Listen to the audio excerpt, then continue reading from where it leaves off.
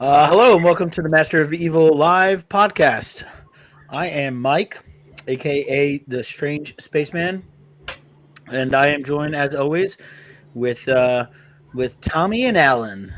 How Hey, are you, so gentlemen? maybe since we're not gonna go live anymore. We don't even need an opening anymore. Look at Sure, we that. do.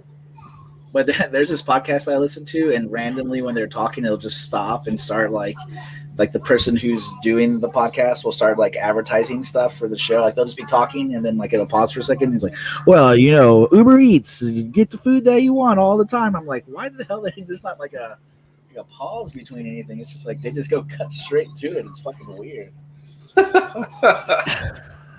We should start doing that, making up like weird advertisements. We can just film like just individual spots where all of a sudden we'll just pepper it right in the mid sentence.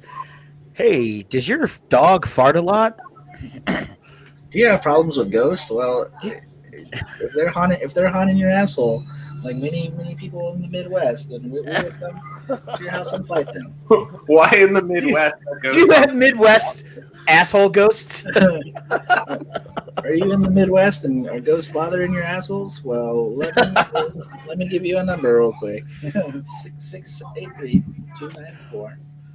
Well, I think Alan kind of threw out the lead here of this is going to be our last live show. Although, like as I'm watching, like for the first time ever, there's actually like people joining us live. We now have 2.5 people. A midget is watching the show now. Did I tell you guys I went and saw midget wrestling the other day? Yeah, do you not remember how drunk you get whenever you just post things in the group chat late at night? Yes. They called it. It wasn't. It used to be called midget wrestling, like that was their name, but now it's called like dwarfinators. Dwarfinators. That's even Yeah. better. They are the dwarfinators, and I was like, holy shit. And apparently, you're not supposed to call them midgets because it's like some horrible term or something. But you know what's crazy to me? I'm like whenever I see like a little person out in the public, it freaks me out because you never see them, and I know there's plenty of them. That exist. Like I saw one at the grocery store once, and I was like, "What the fuck is that?" I couldn't like look away. It's like whenever you see like a car crash, you're just like driving by and you're like, holy shit. All right, and that's been the show tonight, ladies and gentlemen. Thanks. Oh, that's great. Midget buying steak. So welcome to the podcast. I don't know if you guys introduce yourself. Who gives a fuck? Tom and Alan, Ghost of Greg's Failures. Every week we randomly pick a book, and actually this week it wasn't random because this was the last book on our list. Hold on. So it was. Oh wait, what do you have? Wolf, right? Wolf. We're reading Oh, Wolf next week. All right, Wolf. Wolf. That's right. I kept forgetting. So this was the second to last. All right, on to the next list. Wait. This was the last of the original list, I will say, until the Ghost of Greg's Failures decided that he was going to replace the only Marvel or DC book on the list with something else. I don't even know that I know this book, Wolf, that you keep talking about. I've never looked it up. But let's not talk about that. Tomato, because you're not gonna find it. It's like because tonight we're here to talk about the first volume of Bitter Root. Guys, and we're getting a ton of love right now on our Instagram page. Awesome. Look at that. Did we post something from what? No, but apparently the Comic Book Fiend Club is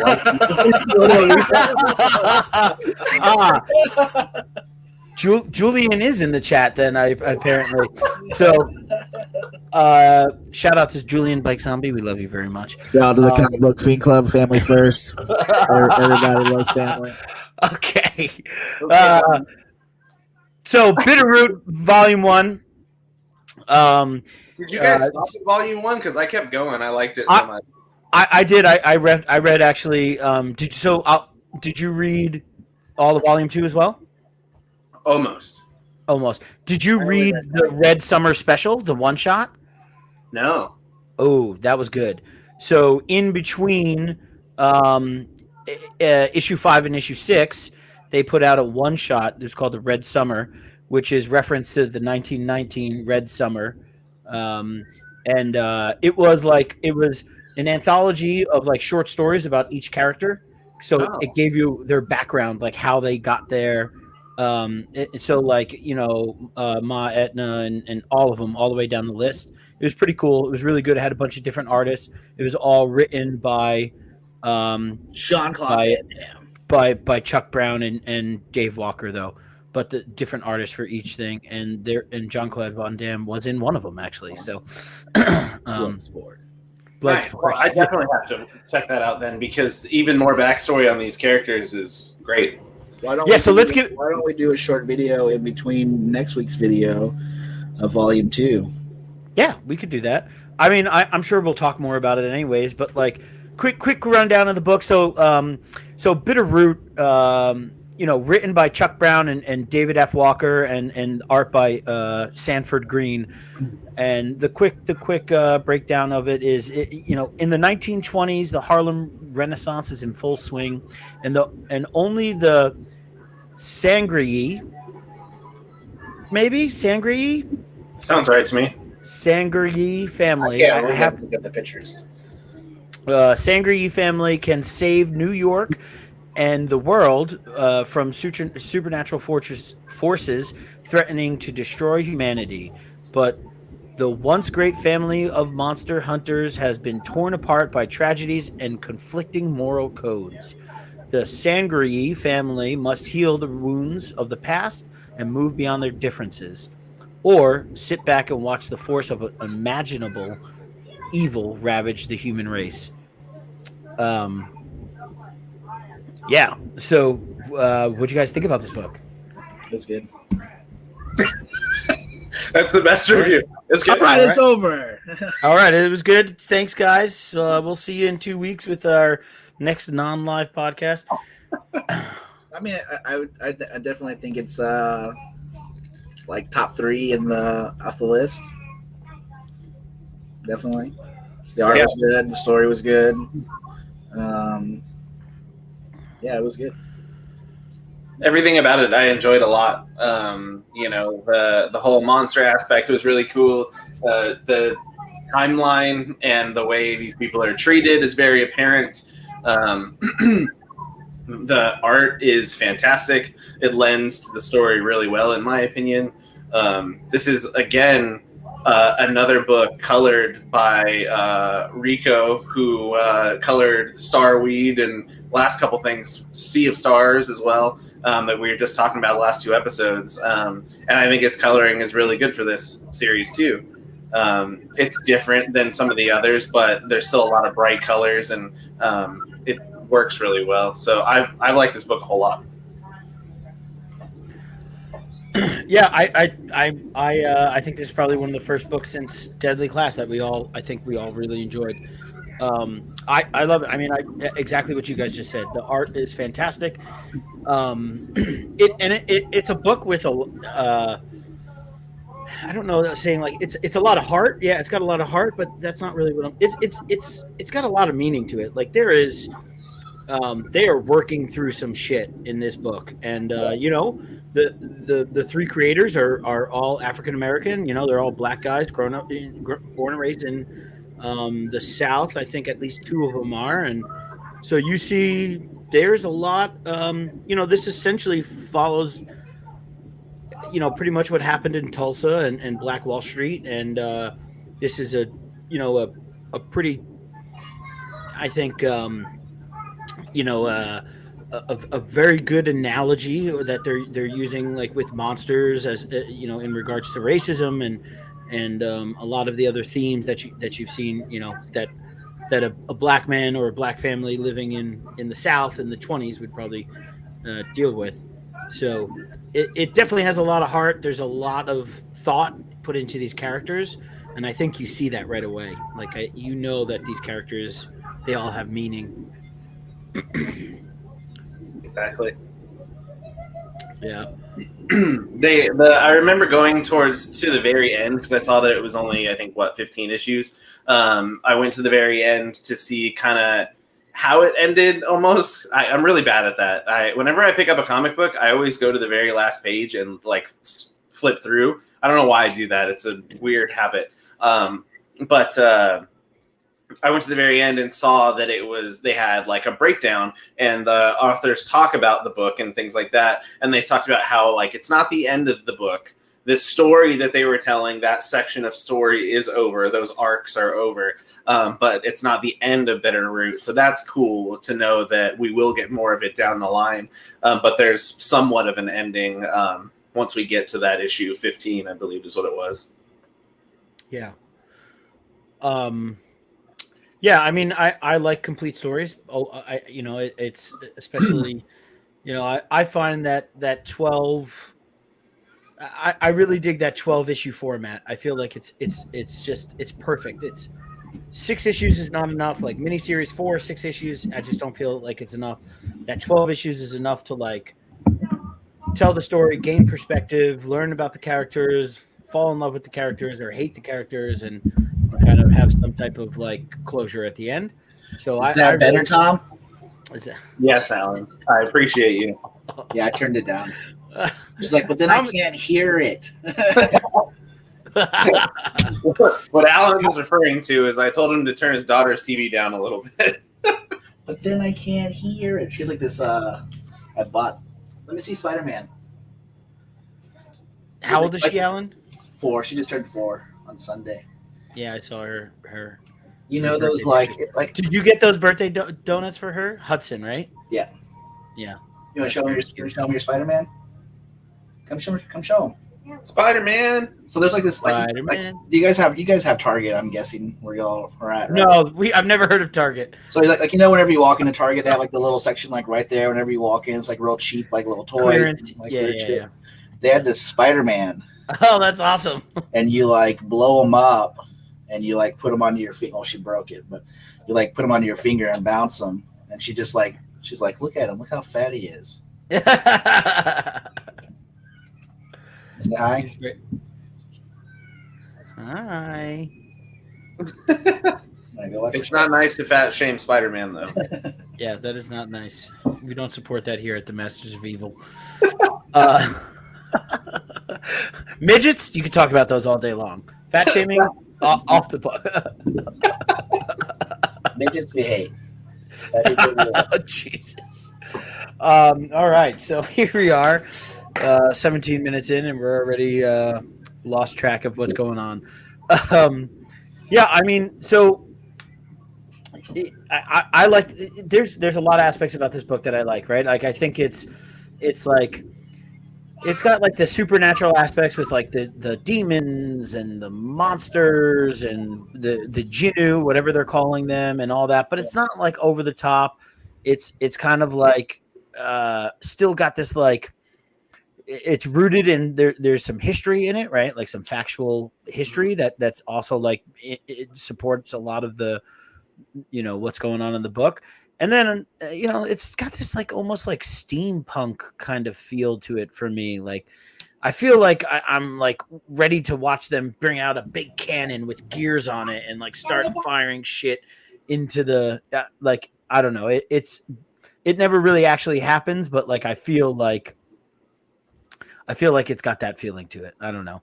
Yeah, no, I completely agree. Their outfits and things like that, especially with the first insert page that you see right when you open the book, you've got all of their costumes and their outfits and whatever, and they're all very steampunky looking. But it's not like Lady Mechanica steampunk that's like just fucking hardcore steampunk where you're like, this is dumb. To where it's cool. It looks cool. Everything about it looks cool. There isn't like this drawn out explanation of why they have this weird thing or, like these specific guns that exist in, what is it, 1919 or whatever. It's 1924, I think, during this story, but yeah. Yeah. And you don't need that. You don't need that backstory of this weird gun and stuff because it works. It's fine. It lends to the story instantly, and it's cool to see and does cool things. It's yeah, I agree. I wonder how white people are gonna freak out whenever this show comes out. Wow. I'm getting a very big like Lovecraft Country vibe out of Mhm. like looking at this topic and then putting it into a TV show. I feel like it would be the exact same thing, just Well, and I mean that's exactly what this reminds me of, right? Like, and that's what Lovecraft Country was. I mean, H.P. Lovecraft, for all the praise that he's given, was a horribly racist human being, right? All the monsters and the Neanderthals and all these people that he wrote about were he was essentially talking about Jews and black people, right? He was talking about minorities. He was talking about those that are a lot of different individuals, but Just talking And that about was- Greg. he was talking about Southerners. But I mean, like the whole point of Lovecraft Country is to take that and to right, like distill those characters down into like the most abhorrent, horrible monsters that you can, and that is a direct representation of this fucking racism. That's exactly what you have going on here, right? You have these characters that are quote unquote post slavery, and just trying to make their way through the South and trying to just build a family and do normal things, and then it just never stops, right? Like, and I think Red Summer, the one shot that I talked about, really digs deeper into that. It goes back to like 1850s and like kind of tells you, so like in that story you see, there's this one panel right here. So like this is a pretty telling panel, right? It's like a black dude on the ground and a bunch of like cops that turned into monsters, and the monsters represent the hate, the racism, and they're beating the guy, right? And then they turn their head and say, "What are you looking at?" Right? And like in the other, you see this a lot, this reoccurring theme where like it's like the slave master's dogs chasing them in Red Summer, and then this picture in what I think was the first couple issues, and so yeah, like it's in your face, and I think if they do this justice on film or show, whichever they're doing, it's gonna be it's gonna be pretty. It almost reminded me of like the new Watchmen TV show. And the Watchmen too, right? So Yeah. Yeah, absolutely. And that first episode of Watchmen was almost like, if you look at original footage from like the Tulsa Race Massacre and like that first episode, there's like direct reenactments in that episode. So of like what happened in Tulsa, and then like like dropping dynamite out of planes and like crazy shit like that, right? So I think I loved the historical context that was in this, and like it just made it that much more impactful. Where like I really like Sea of Stars, but like it was just this fanciful, like just fun, whimsical, Small baby kinda- child. small baby child floating. And I think like for the writer Jason Aaron, there's a lot of like, he's a father, there's a lot of stuff for him there, and I can appreciate that. But like this, I can tie back to like historical things. I like that kind of play on things. It reminds me of like the Abraham Lincoln Vampire Hunter. Did you ever read that book? I saw the No. movie. Watch the movie, yeah. Yeah, the movie. So the book is really good, actually, and it's literally it's about Abraham Lincoln fighting racism by killing racist vampires, and it's Why do pretty you badass. need to read the book when I could just watch the movie? And it has the Yeah. guy from Preachers in it too. So Oh yeah, he is, isn't he? it's like the one who trains Abraham Lincoln. The book's pretty good, man. Because yeah, books are fun. I don't know about that. Yeah, here we are on a podcast about reading, saying how much we hate reading. Go ahead. Right. What were you going to say, Tom? It's I don't want, like, I know this is technically, this whole thing is kind of controversial to begin with, the book, because of some of the themes that are in it and things like that. And I say it controversially, or it is controversial, because we're three white guys talking about this book. But do you think that by taking the history and putting that history out there, but rooting it in this fun monster world and blah blah blah, is a way for more people to be like interested in reading it? Or do you think some people aren't even processing the fact that like this happened and we're viewing it as these people that, you know, suffered through these things and actual monsters were doing them, not actual people, like it actually happened? You know what I mean? Yeah, I know what you're saying. I think the person who picked up this book and reads through it and doesn't know, like, understand the reference to like Tulsa or Red Summer or something like that, probably picked this book up by accident or like didn't know what it was. You know what I mean? I think going into like, I don't think you read past the first couple issues of this book. I mean, without... It's pretty obvious with issue 1 where they shoot all of the Klansmen in the head at the very end. Yeah, literally. You know, like, literally. oh, yeah. And the dude, what's his name? Ford. The guy, you know, like he takes the kid who's like left over from all the Klansmen and like kind of like is showing him essentially that like, hey, black people aren't bad. Like, I'm gonna protect you and take you along, and like, even though you're a fucking Klansman or like you're yelling at me for killing a bunch of Klansmen, I'm gonna like protect you from these monsters because I'm a good person. Yeah, right. I think I think that the context is obvious. I don't think there's any readers reading this that don't understand that context, and if they are, there's a lot going on in the chat tonight. There is. This book is so Mr. Sidious says, what the fuck is this book? It is a book where they are using monsters as a direct representation to racism and hate and all these other things I think he was making a joke about not reading, not that. What is this book? What is a book? Oh, okay. What the fuck is a book? Okay, I got you. Yes, that too. Yeah, I don't know though. Like, I can't imagine and I don't think, I think this is just, it's like what anyone does with a story, right? They, you know, you can tell the story in 15,000 different ways. You can make it a Western, you can make it a sci-fi, you can make it a fantasy story with dragons. But I mean, like, you know, I think that this book has a lot of meaning to the writers, and I think a lot of people who've read it. And yeah, you know, who am I to say what way they can look at this guy, this asshole?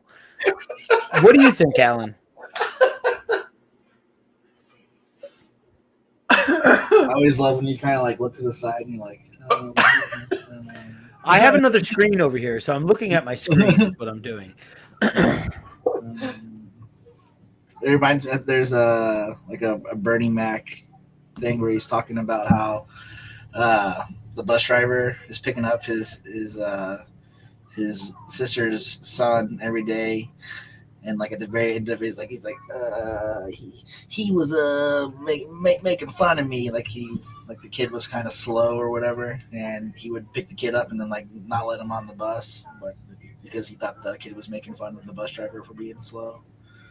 But every time you look to the side, you kind of like shake your head, and you're like, it reminds me of that. Sorry.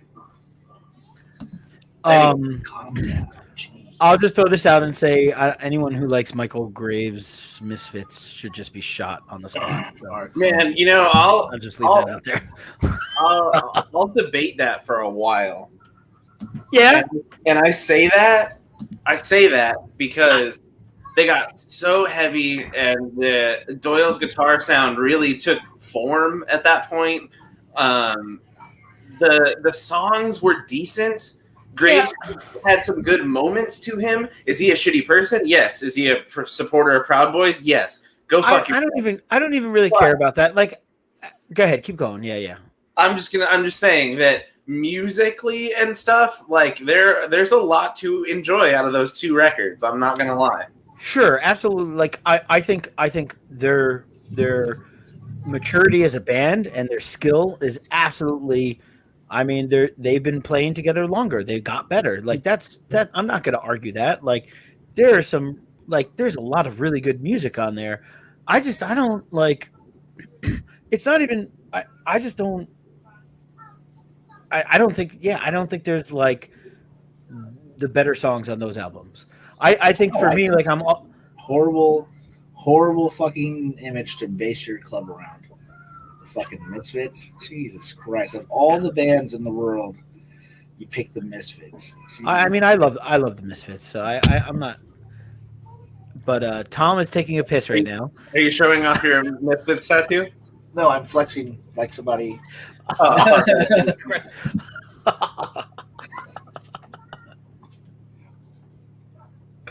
You flex too hard and you're gonna fart. I did that one time. It didn't work out well. I don't fart. I don't have a butthole.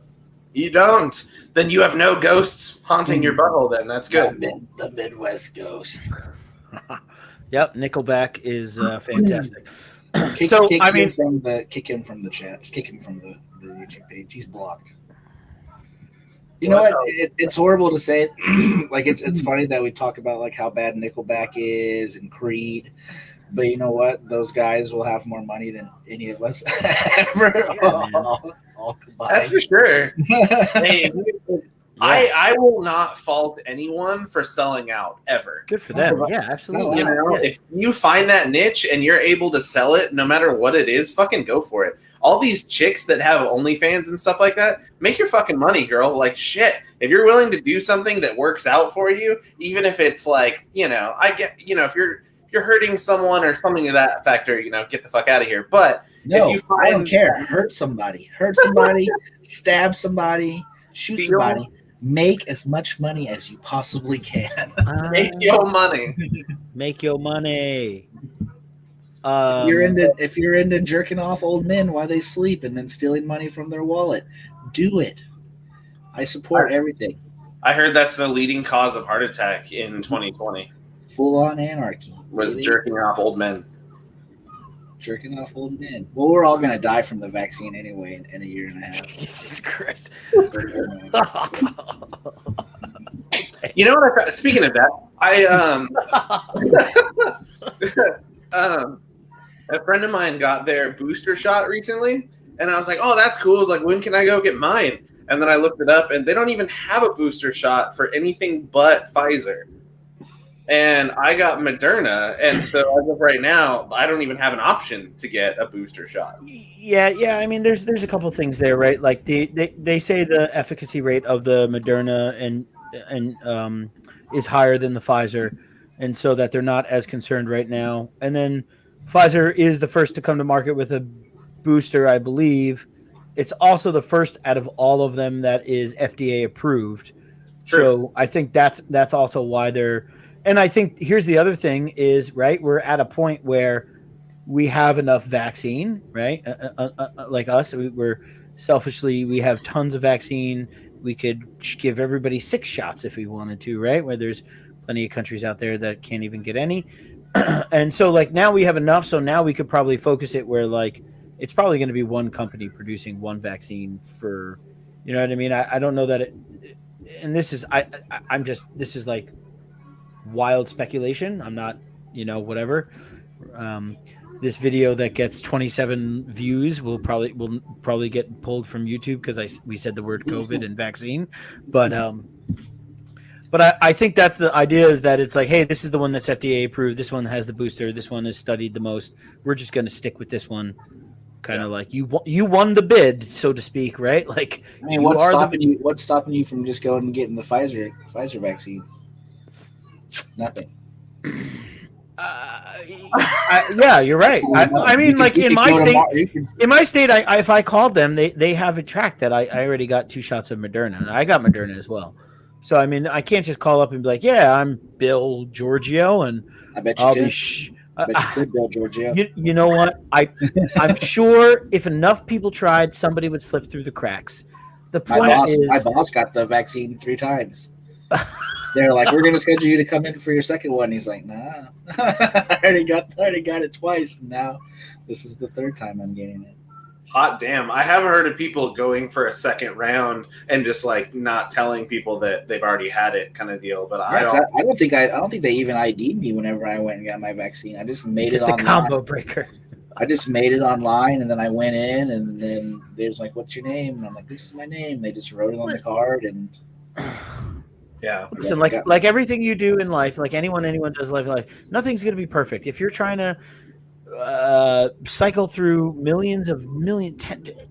tens, potentially almost hundreds of millions of people to get like vaccines, there's going to be stories where people slip through the cracks and they got their second shot, but then they followed up for a third shot, or they never got their second shot and they said they got their second shot. I mean, that shit's going to happen. Mistakes happen. When you have people putting pen to paper doing this work, there's going to be mistakes, you know? I mean, that's just... When I went and got my second shot, the guy had really bad eczema, like everywhere, and it freaked me the fuck out. I was like, man, some of these little skin flakes are going to get on me, and then they're going to get... Like, what if one of them fall off and they hit on the tip of the needle and he pushes it into my body and then I get eczema, but I'm still like... I don't think that's how it works. Who knows? I mean... Hero shit right there. Yeah. And then you're super eczema boy. Became eczema man.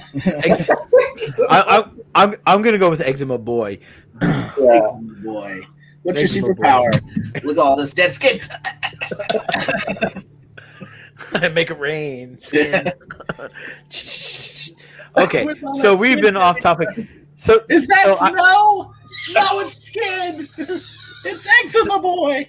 So the only reason I fear us not doing live shows is because this is what happens when we're actually on a live show, and if it's just us, not like with any like adherence to quote unquote viewers, we're probably just going to be not talking about anything that has any type of real substance. Valid point. But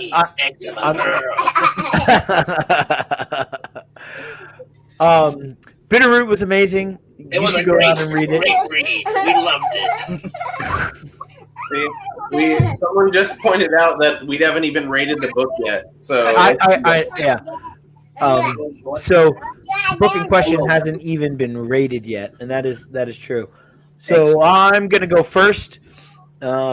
Real quick before you do, anyone that's in the chat still, let us know if you have read the book. Just give us a yes or no. I'm just kind of curious, but continue. Also, if any of y'all have eczema, I'm not sorry.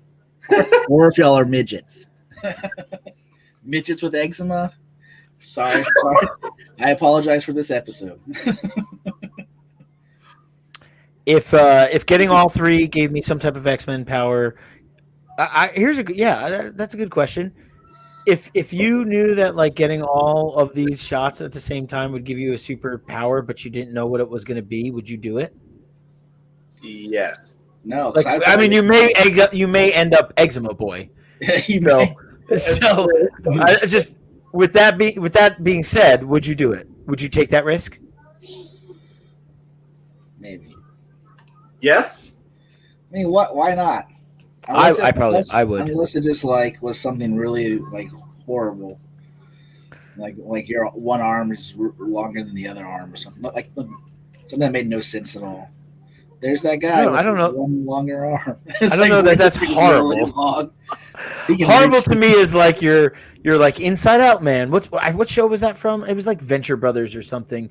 He's like Inside Out Man, and he couldn't be outside because his body was just like. I think it was from it was from all that. It was like one of the little things that they had where he went around the swing set and it turned him inside out. Oh, is that what it was? I think so. Maybe. I don't remember. Inside Out Boy. Inside Out Boy. Yeah. Or you could be the guy from the first season of Doom Patrol that has like a fucking raptor on one side of his head, and he's got like half plant, half rock, and the raptor's always trying to fucking fight him and stuff. Yeah, that would be terrible, but that'd be kind of cool. I can't wait for season 3 to come. I'm so. I need to rewatch all of it. I just rewatched the last like 4 episodes of season 2 to just refresh myself. Yeah. And I I mean, was super bummed because Brendan Fraser was supposed to be at the Comic-Con that I'm going to this weekend, and then he pulled out last minute for some like scheduling. I think it was probably COVID or something. right. No, they're huge. They're big. They're extra big. They're extra see, big. that's the thing is they look big because the skin cells are the same size. The person's just smaller. So when the flakes come off, Well, because you know, Oh, like we midgets are- have like those little rolls. They're little like the little, they have like little raptor arms, but it's like fucking like little sweet rolls. all right. So based on the chat, nobody's read the book, and we're going into ratings. So I'm gonna go first, and I'm just my gonna daughter's take- on the bed going.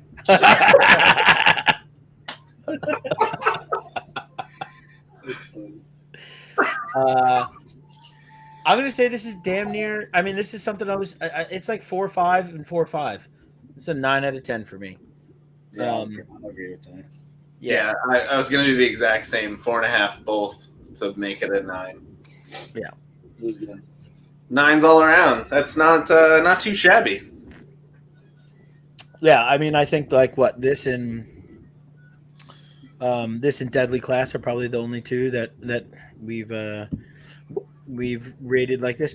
What's the name of that book that you're talking about, Alan? Wolf. Just it's called Wolf. Wolf comic. Yeah, Wolf comic.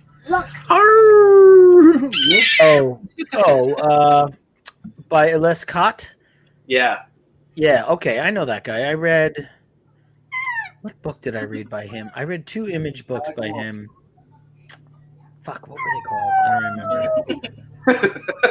That was hilarious. Look, do the thing with the fart.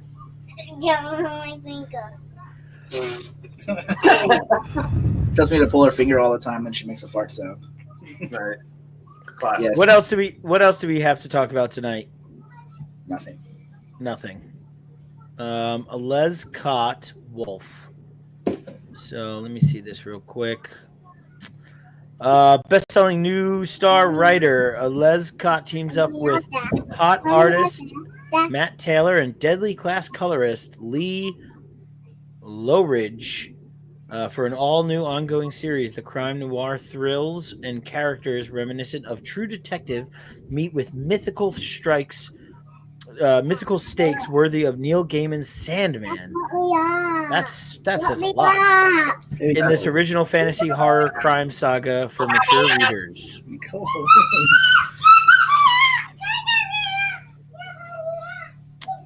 Don't have kids.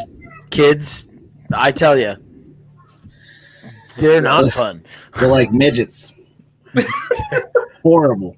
That are not nearly as reasonable. All day. I don't know what it is about her being like from like 3.5 to like the age she is now. She's just like dad, dad, dad, dad, dad, dad. And I'm like, fucking shut up. How did it go? I don't know what the many deaths of Layla Starr is. Do you guys know what that is? It sounds like a porn that I watched, but no, I don't. I've never read the book. Hey, I'm never gonna send you your books. I'm sorry, dude. I'm horrible at this. From Boom. Yeah, he is. He's the worst. From Boom Studios, new powerful series, Wicked and Divine, and The Dreaming. It's from Ram V. Oh Who's writing Swamp Thing right now? oh no, it's not. Wait a minute. Come on, get it together. Did you This see is the Swamp Thing Black Label book coming out I a day did. before my birthday? What Jeff is your Lemire. birthday? December 29th. Oh, your birthday's stupid. What? Oh, look, he just said it right there. Yeah, it is. So it's Sidious already knows that Swamp Thing is coming out. What a smart man. yeah. It's Jeff Lemire and who's the artist? It's a fucking good artist.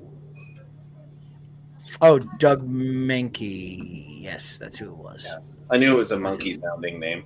Yeah, Monkey Mankey.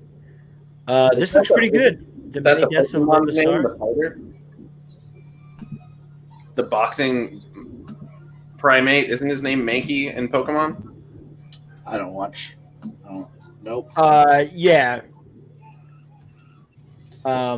Whatever. Let's ask. What's his name? James. James loves Pokemon. James. No, it's Mankey. It's Mankey. I think it's spelled differently. It's Mankey. His is like Manke is his name, and I think the Pokemon is Manky or Key maybe. Anyways, who knows?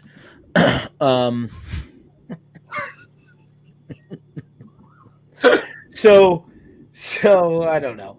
What's So happening there?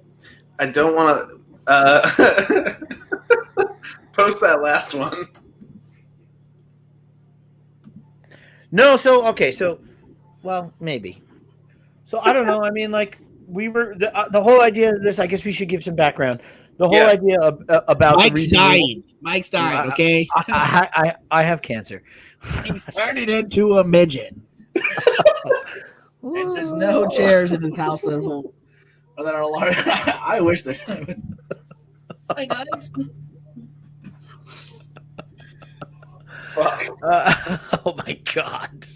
Welcome to the podcast. It's me, Mike. Let's talk about books, damn it. What books do you want to talk about? We'll talk about any book you want. Listen, Jeremiah, you want to give us book recommendations? Like I just looked up what you just said. I already lost it. The Last Death of whatever it was. It looks dope to me. It's got a writer and some art that I'm stoked about.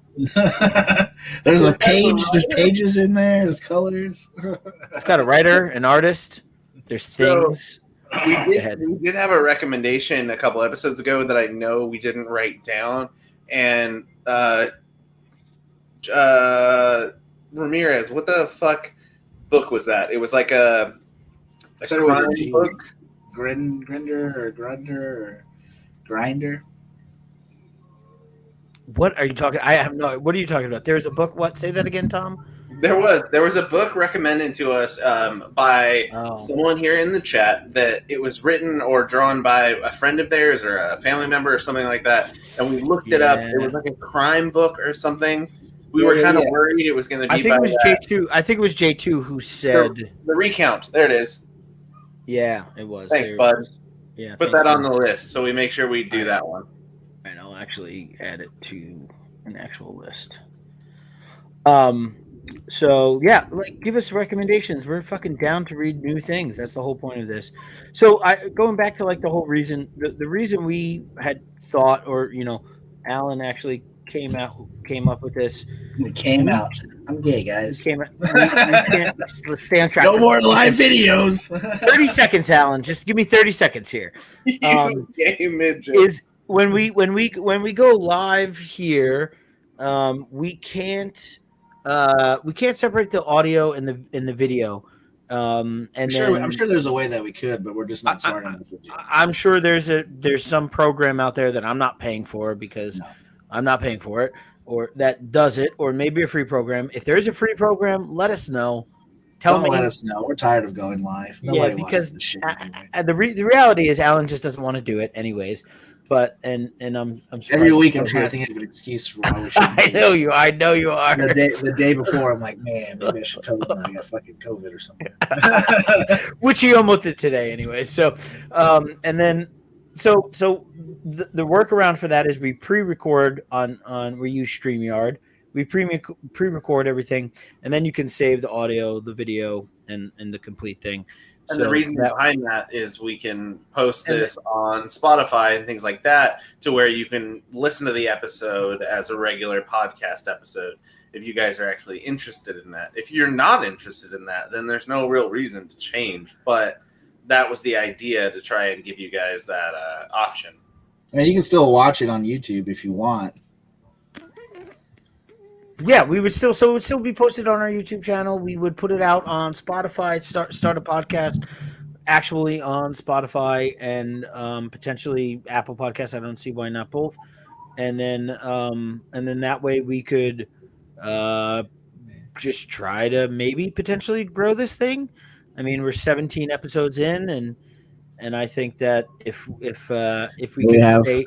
3 If we if we could stay on track and talk about the things we're supposed to talk about. No, I think the fact that we don't stay on track makes this even better show than just the normal. I mean, what other comic book shows are talking about fucking midgets with eczema? None. It makes I like it. You're not taking that away from me. Have either of you read Red Room at all? No, I don't know what Red Room is. I'm interested in. I got a shit really bad though. Red Room is an Piskor book. The guy who did Hip Hop Anthology, all those books. Oh, Ed Piskor. Yeah, who like just loves he's awesome. Rob Liefeld for some reason. And the book, from what I understand, it's kind of like a hostel type situation where people pay money to watch other people get tortured and things like that. And there's like different like torture people that you can go view and things like that. I've seen some of it looks pretty cool. I bought one book, but it was just a variant, and I bought it because of the variant. But I have a love-hate relationship with Piskor.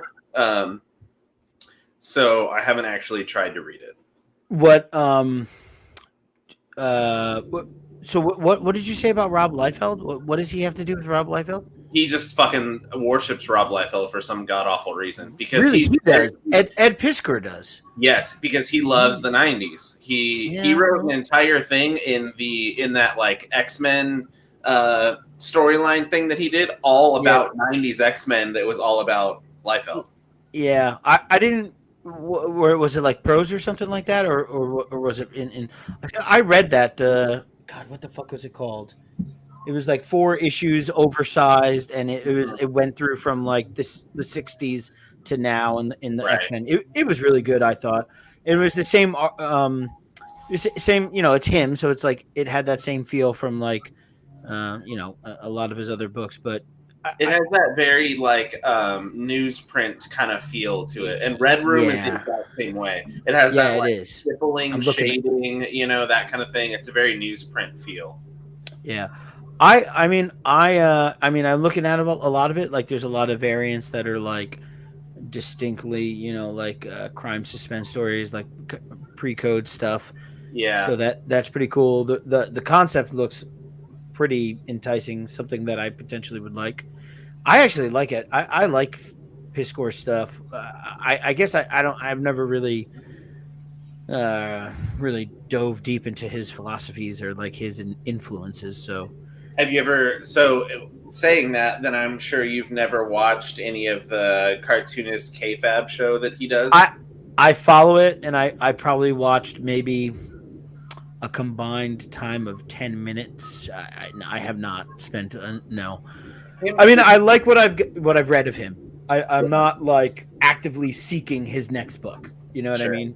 Yeah. The two of them have a vast knowledge when it comes to comic books, and they talk about a lot of things that are very interesting, especially to people that are interested in like indie stuff and whatnot. But I just can't stand listening to him. I don't. It's his voice, his mannerisms, his, I don't know what it is, but it just drives me nuts. He wears his sunglasses all the time, right? He's like, I just can't do it. He's like this all the time. Yeah. Rob Liefeld. Anyway, and that's one thing I'll just never understand in my entire life is how other artists will praise everything that Rob Liefeld has done. And I just don't get it because like I get stylistic choices and things like that, but that wasn't what 90% of that was. It was just like bad anatomy and things like that. So I don't really get how people associate that with good work. I think when you have somebody, I mean, like, listen, you can. I don't like Rob Liefeld by any means, right?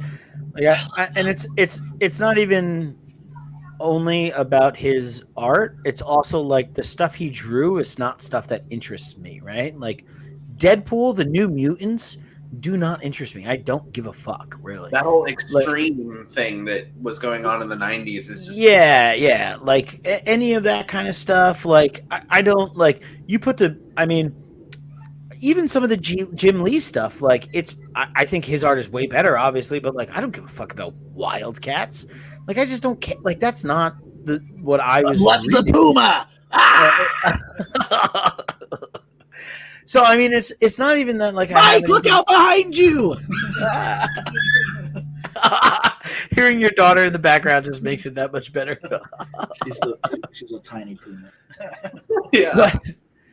But like, I mean, all that said, right? Like, I mean, I don't really like Jim Lee. you can't short them for what they did, right? Like, they stepped out of like Marvel and did they did a lot. Like they were super influential.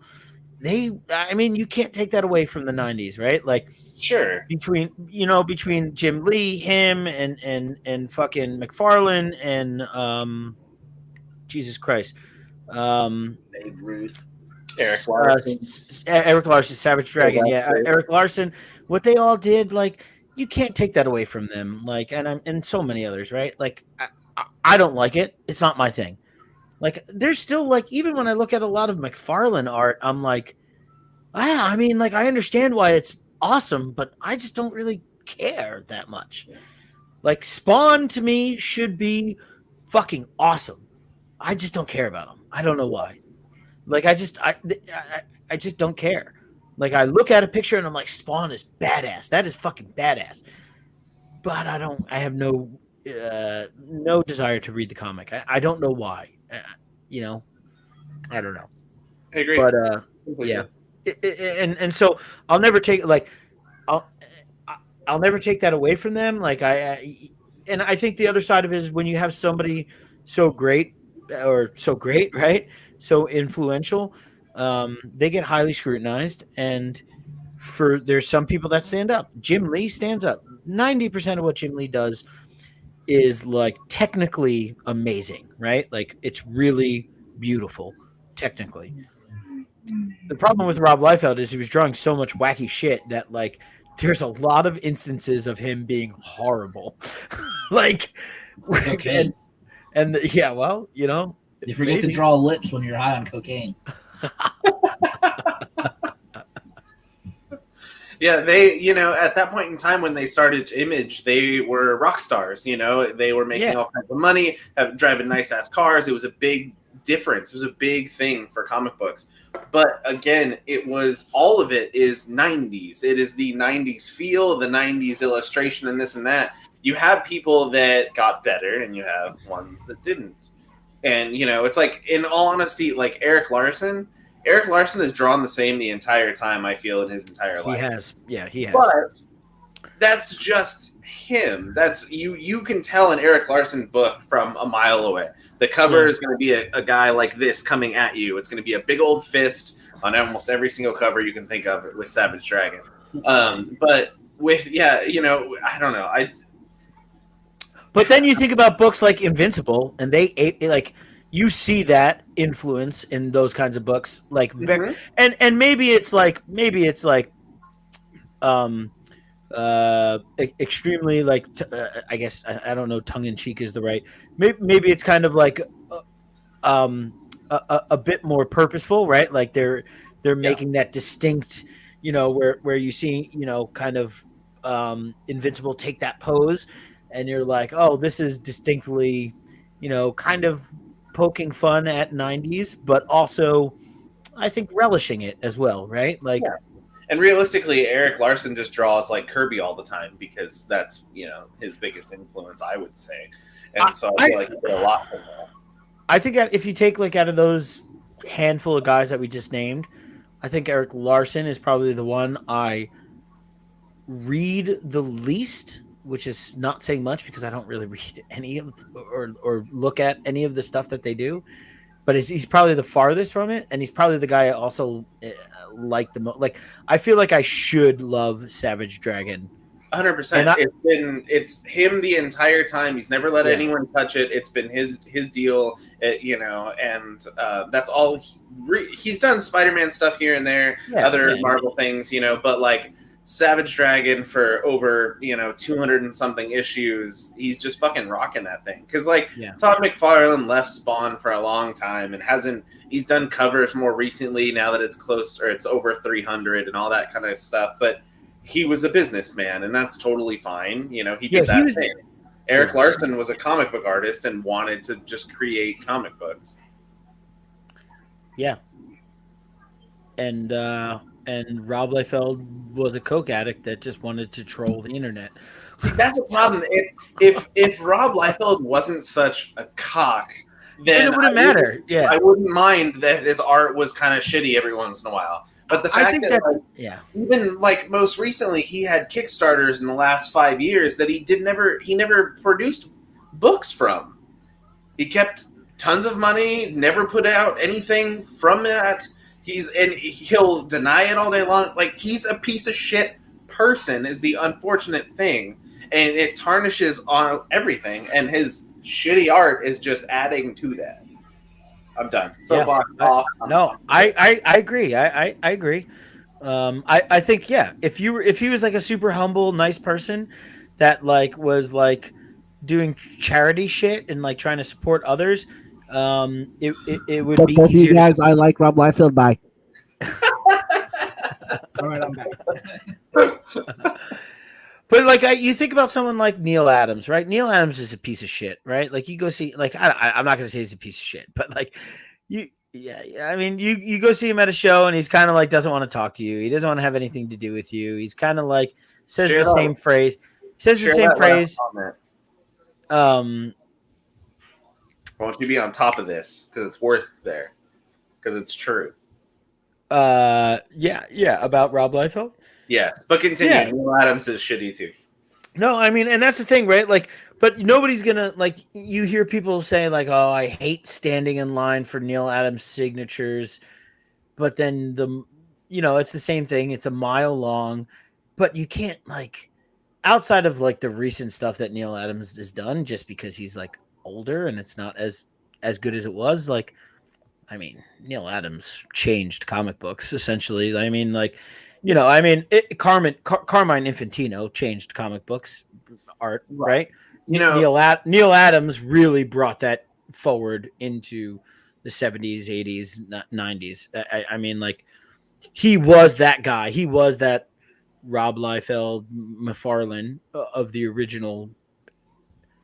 Yeah, Neil Adams did a lot of amazing work, and I have to give him 100% like his due credit, especially on top of the fact that he is the one that sued DC to be able to get DC to pay or give back artwork that was done by artists. Yeah. Because DC was keeping everything, every publisher was keeping everything because they were for hire, artists were for hire. And so tons and tons of artists back in the day lost all of their original artwork. And Neil Adams was finally the one that was like, hey, this is fucked up. And he got that turned over to where they were getting either paid for losing the original page or they were given all of their artwork back afterwards for their own resale. So I have to give him that. The fact that he charges $50 for a signature, you can suck my balls. Yeah, exactly. And I mean, Liefeld and McFarlane did the same thing. They were like, hey, we don't like what you're doing with creator. We're creating this stuff. You're not letting us be creators. You're taking money from us. So we're just going to go create our own company. I mean, they essentially did the same thing, right? So I'm like, again, like Neil Adams did that probably selfishly, right? He did that. Oh, I own that. There's resale value on that. I own that. Do you think Neil Adams did that because he cared? I'm sure there's some of it, but like ultimately he didn't do that because he was worried about creative integrity, right? He did that because he recognized he's smart. He's a businessman. He recognized the value of owning that art as opposed to DC or Marvel owning that art, right? Like, I think that shows with the fact that at this point in time in his career that he is like, yeah, I'll sign all the books you want, but it's going to cost you at least $50 a book. You know what I mean? So like he knows what he can get, and people will pay that all fucking day long. Which, realistically, you guys have to think about that. If you're willing to pay for it, they will continue to do it. If they raise it up and you still do it, they're going to do that the next time too. The year after that, it's going to get higher and higher. Yeah. It's the same with fucking eBay. We make the market. We are the reasons why things are so fucking expensive. If you put up a book and you ask $200 for it, that one stupid asshole that pays $200 for it makes that book worth $200. It's not. It's not worth $200. Stop it. I'll tell you something. I just made a book worth more than it was 2 days ago on an eBay auction. I mean, the book is spectacular. It's not like a fucking modern, like whatever. It's a horror book that I got. It's a pre-code book. It's a rare book. There's very little on the census, but I raised the level on what it costs for the grade I got. Certainly, and you know, if I had access to cons and I could be at a con, I probably wouldn't have done that, but I don't.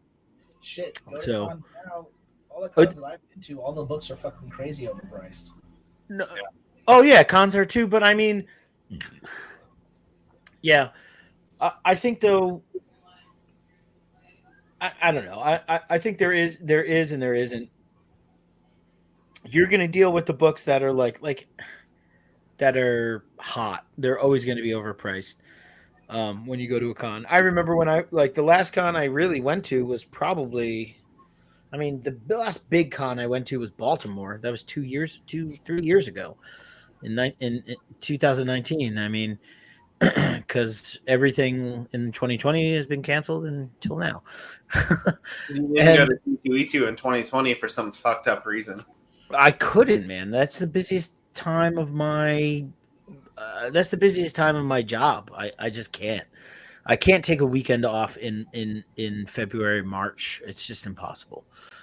But when I went there, it was right before the Doctor Doom FF5 popped off, and like prices on eBay, like I was at the con looking at books on the wall, same grades for FF5 that were priced higher than eBay prices, because the people on eBay just like had that posted for a couple weeks and didn't change the price. And these guys knew that the book was like raising and going crazy. And like I walked into that con like wanting to walk away with an FF5, and I was like, okay, well, I'll never pay that much for this book. Like I'll never own that book. I'm good with that because it's just not worth it to me. It's not. So I think those books exist, but I think at cons is like, if you're looking for a specific thing, like walking in, like you get so much better deals when you can talk to a person and say, hey, I'm about to buy like 3 books from you. Let's talk this over. I'm going to take you in the back room. My buddy Mike likes midgets. I like, midgets Ever seen a midget's arm up a man's ass before? and crusty old ashy skin, flaked off. Midget hand jobs have never made me feel more empowered as a man with how big my package is, you know? You just see a midget pop up from the bottom of the screen.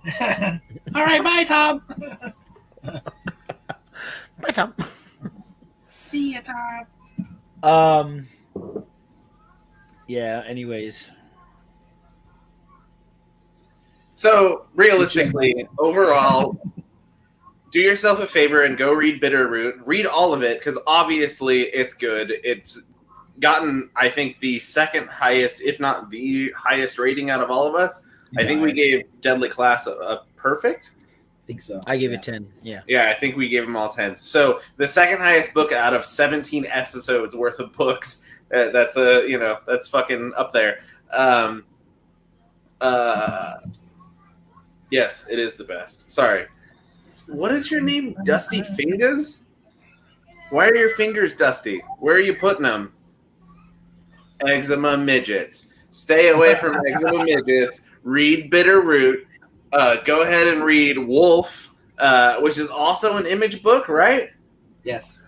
Yeah, Wolf is, yeah. Of course it is. Reading that. Dusty Fingers has a MF Doom logo that says Slow Dancer, Hopeless Romancer, and I just want to say that is dope. I love that. Is that from one of the songs? What, a song by him? Do you know? It quite possibly is. I couldn't say on the top of my head, but it is in the it is in the style of like Peanuts. Like it looks like Well, yeah, no, I got that, but yeah. We have eyes, motherfucker.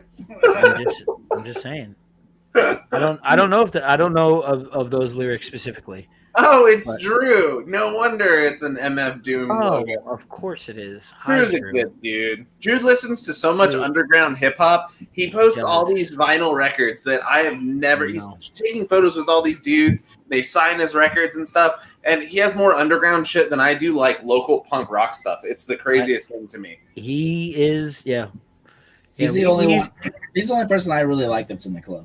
To be completely honest, everybody else is completely shit. Including- I like you. including, Mike, you don't Including me. Still there. Including me. No, I actually tape a piece of paper over the left corner of my computer screen every show that we record, so I don't have to see my.